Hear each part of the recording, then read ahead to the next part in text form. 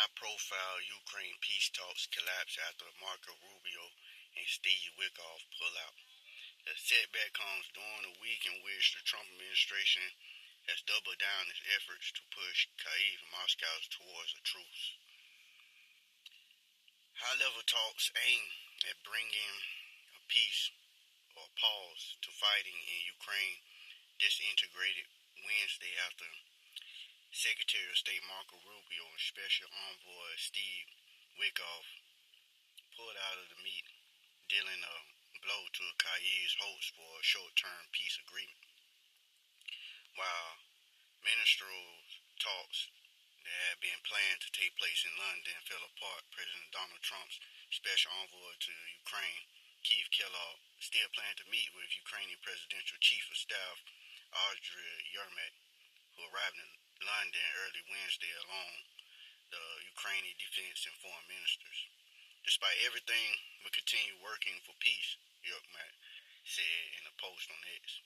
The setback comes during a week in which the Trump administration has doubled down its efforts to push Kyiv and Moscow towards a truce.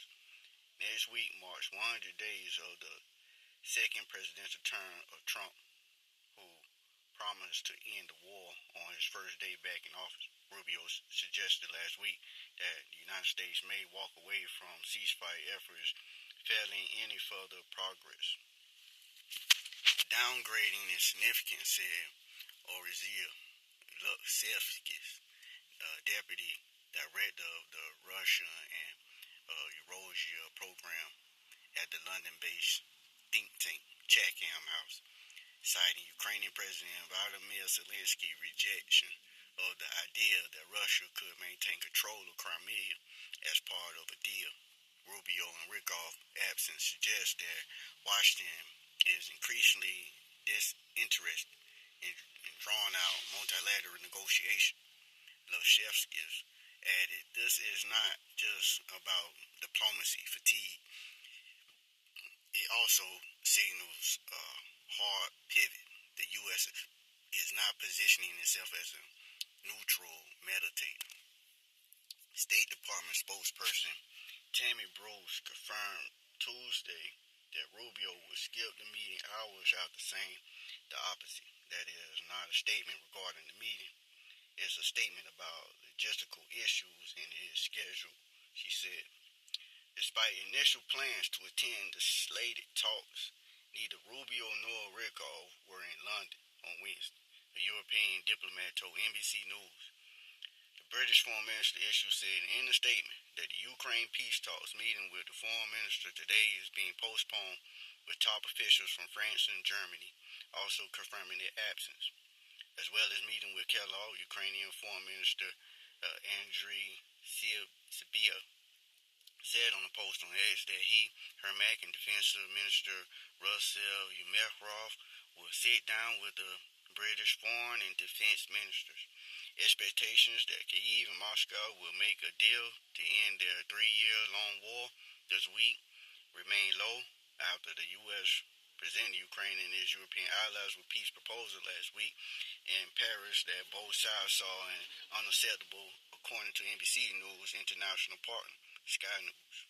On the term sheet offered by Rubio and Witkoff, a land for peace deal would recognize Russia's currently illegal annexations of Crimea and work towards lifting European Union sanctions on Russia.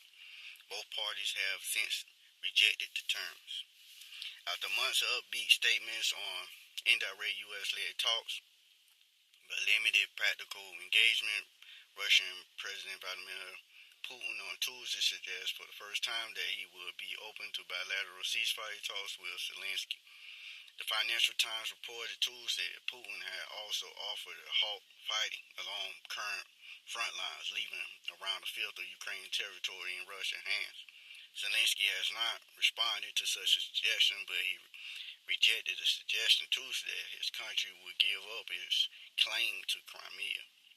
"There's nothing to talk about here," he said, of the disputed peninsula in the media conference. "This is against our Constitution.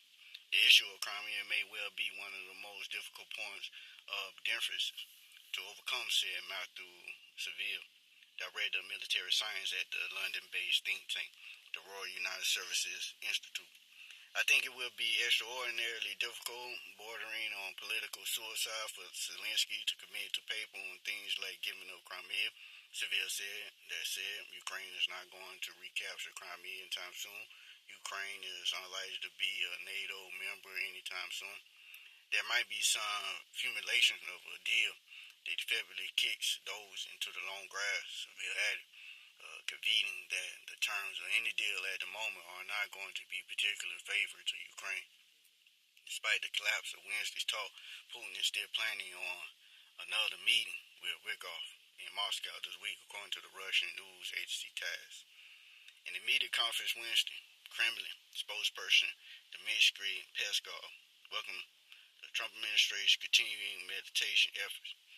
We continue our contacts, he said. Still, of course, there are many details regarding the settlement, a lot of details which needs to be discussed, where we need to bring positions closer to one another. Before Rubio and Wickoff changed their plans, Britain and France, two leaders of Europe's coalition of the willing, had originally hoped, instead of negotiating security guarantees and reconstruction projects with the U.S. and provide details of plans to ramp up their defense spending. French Foreign Minister Jean-Noel Barrot said Tuesday that Europeans would attempt to make clear to the U.S. what their red lines would be in any negotiation settlement with Russia. A French diplomatic source later said that Barrot would not be able to travel to London due to a scheduled conflict. British Foreign Minister David Lammy said Tuesday that he had held a productive phone call with Rubio.